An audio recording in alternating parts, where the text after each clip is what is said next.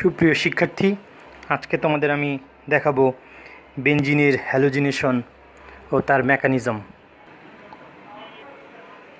প্রথমে আমরা বিক্রিয়া দেখি। এক্ষেত্রে বেনজিন, এখানে একটা এইচ আছে নাকি, ক্লোরিনের সাথে বিক্রিয়া করে ক্লোরিন ফেরিক ক্লোরাইডের উপস্থিতিতে বিক্রিয়া করে, তাহলে কি দাঁড়ায়? এটা যদি আমরা এইচ আর সিএল যুক্ত হয়ে HCl তৈরি হয়, আর এই ক্লোরিন এখানে গিয়ে বসে।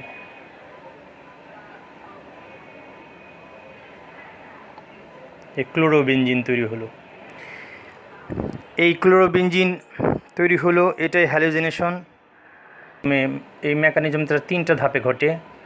প্রথম ধাপ হচ্ছে ইলেকট্রন আকর্ষী বিকারক তৈরি করা। ইলেকট্রন আকর্ষী বিকারক তৈরি। এই ইলেকট্রন আকর্ষী বিকারক কীভাবে তৈরি হয়?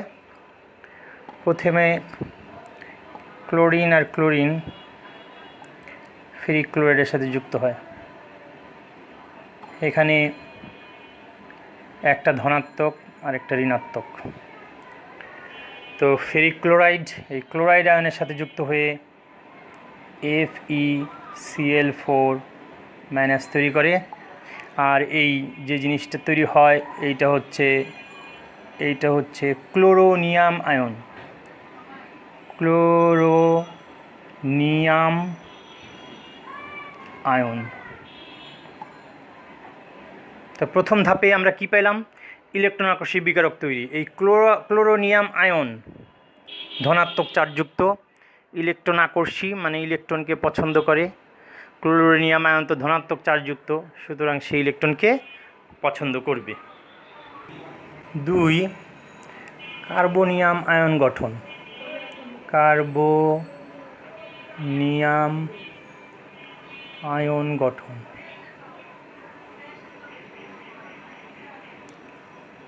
এই বেনজিন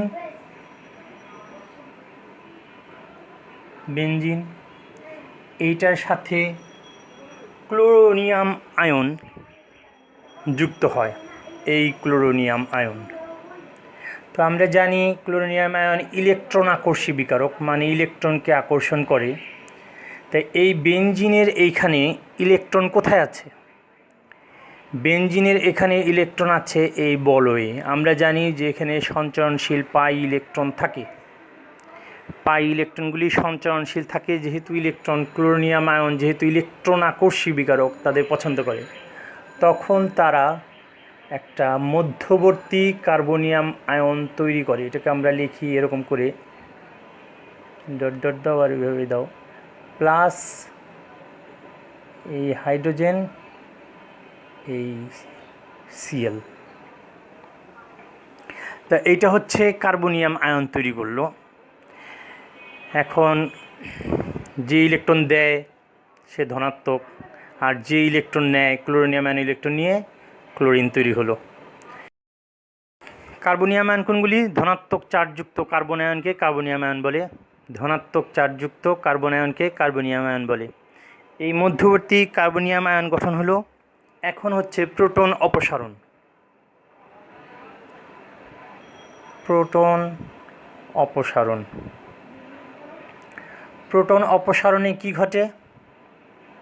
এখানে দেখো আমাদের কি আছে, আমাদের একটা মধ্যবর্তী কার্বোনিয়াম আয়ন আছে, এখানে আছে হাইড্রোজেন, এখানে আছে ক্লোরিন। তো এখান থেকে প্রোটন অপসারিত হয় কিভাবে? আমরা যখন আরেকটা পার্ট যে আমাদের আছে FeCl4 এটা আসলে কি? এটা আসলে এরকম না,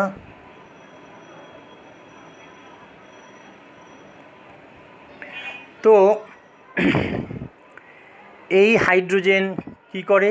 এখানে ইলেকট্রন ছিঁড়ে আসে, তাহলে সে ধনাত্মক আয়ন হয়ে যায়। এখানে কয়টা ইলেকট্রন? 2টা ইলেকট্রন। এই দুইটা ইলেকট্রন এখানে ছেড়ে আসে, ফলে এই প্লাস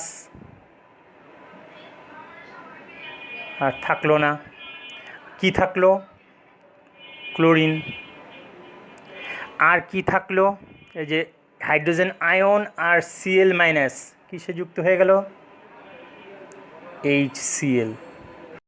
ক্লোরাইড আয়নের সাথে যুক্ত হয়ে HCl, আর সাথে থাকে কি? FeCl3। কি পেলাম আমরা?